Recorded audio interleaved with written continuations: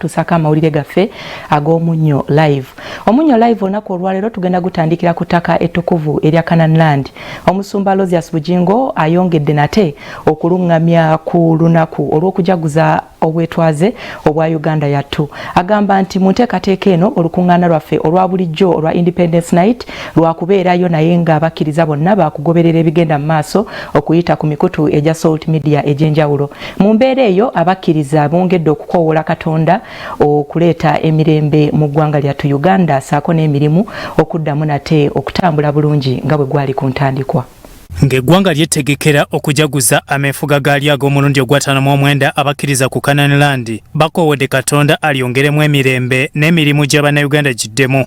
Tulangira independence ey'omukisa mu Uganda. Tulangira independence ey'obugagga mu Uganda. Uganda ngewese emyaka 59 egy'obwetwaze. Katonda atuviireyo mu linnya lya Yesu. Nga bakulembeddwamu omusumba Rosias Bujingo owa House of Prayer Ministries International basabye Katonda ateeke ekisa ku ddagala erikubibwa abantu okubagema ekirwadde kya COVID-19 lireme kubaako berikosa.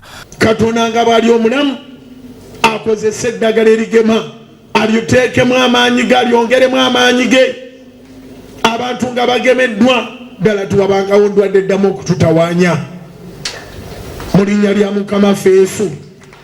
Yaniriza amaanyi ga Mukama gabenga agwagwa ku buli muntu yenna. Omusumba Bujingo asinzidde mu kusaba kuno n'ayongera okutangaaza ku nteekateeka z'olukuŋŋaana olwa Independence Night olwanga 8 October. Olwokutaano lwa wiiki eno tulina scientific Independence Night. Twagikola omwaka oguwedde era eggwanga lyonna n'abantu abali mu nsi bali ku Salt TV, nga bali ku Salt FM, nga bali ku YouTube ya Salt, nga bali ku Facebook ya Salt, nga bali ku Salt Media app. Abantu baliko bayitirivu. Eggwanga lyonna n'amawanga agatuliraanye. Twagamba tetugenda kuyimiriza mulimu gwa Katonda. Wabula katusaye amagezi. Engeri endala gye tugukolamu.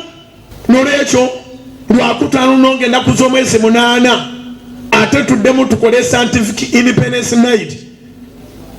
Eyinza okuba nga yeneesembayo mu nkola bw'etyo. Ategeezezza nti lwakubeerawo mu maanyi wadde si lwakwetabwamu bakkiriza okuggyako abaweereza abalondemu n'abasumba. Independence yo olwokutaano n'otogigayalirya kugisaba mugende mukole nga mutuniza obuleediyo bwammwe mutunize soloti munyuke tusule mu ngatto nga buli muntu ali mu njuye. Abanasobola okubanga muli wamu mukuŋŋaana mu nnyumba zammwe mukuŋŋaanire mu compound kiro. Twamaze okusaba gavumenti olukusa olutali lwa kuleeta abantu mu lukuŋŋaana, olukusa olw'okukola olukuŋŋaana ng'abantu bali mu maka gaabwe. Omusumba Bujingo agambye nti bannamawulire ba Salt Media bakutalaga ebitundu eby'enjawulo okulaga abakkiriza nga bwe balwetabamu nga bwe kyali omwaka ogwaggwa. Bannamawulire baffe bajja kusobola okutambulako mu bitundu ebitali bimu. Bano ba Godfrey tumwebase n'abalala bagende balabe eyo mukuŋŋaanye muti eyo tusseemu amateeka ga gavumenti ekitiibwa. Tewali kusaba mu kiro nti tukuŋŋaanye era bwe twabadde tubawandiikira ebbaluwa ne batukkiriza twabagamba nti tugenda kubeerawo sitaafu yokka. Sitaafu ntegeeza abasumba, ntegeeza abaweereza abatono ennyo, ntegeeza abayimbi. Abayimbi ffe tubuulira enjiri, abayimbi ne bayimba enjiri. N'olwekyo essaala ejja kusabibwa suubira abayimbi bo bonna aba gospel okuva emisana okuzibya obudde suubira essaala. Abasabye okukuŋŋaanira mu maka gaabwe naddala abasobola bakabirire Katonda okuyita mu kiro. Olwokutaano lwa wiiki ewedde twabasampulinze ne tubajjukiza twabateereddeko ekyali mu Scientific Independence Night ey'omwaka ogwaggwa nga twagala kubateeka mu moods. Kati mpulira ndi mu moods ninda lwakutaano tugenda kugoba buli dayimoni mu linnya lya Mukama ffe Yesu. Tugenda kugoba buli ndwadde na buli lumbe mu linnya lya Mukama ffe Yesu. Tugenda kusaba spiritual independence. financial independence, physical independence, mental independence, economy ya gwanga lyaffe efuna independence.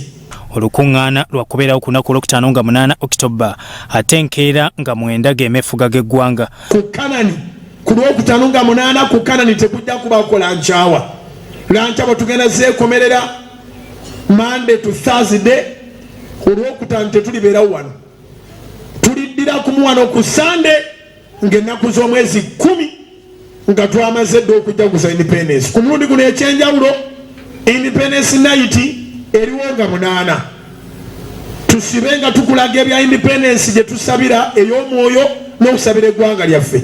Ate ku lw'omukaaga nga 9 tukutereka emikolo gya gavumenti.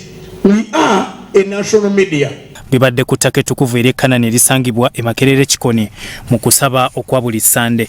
Byetumwebaze Godfrey, Salot TV, Omunyo.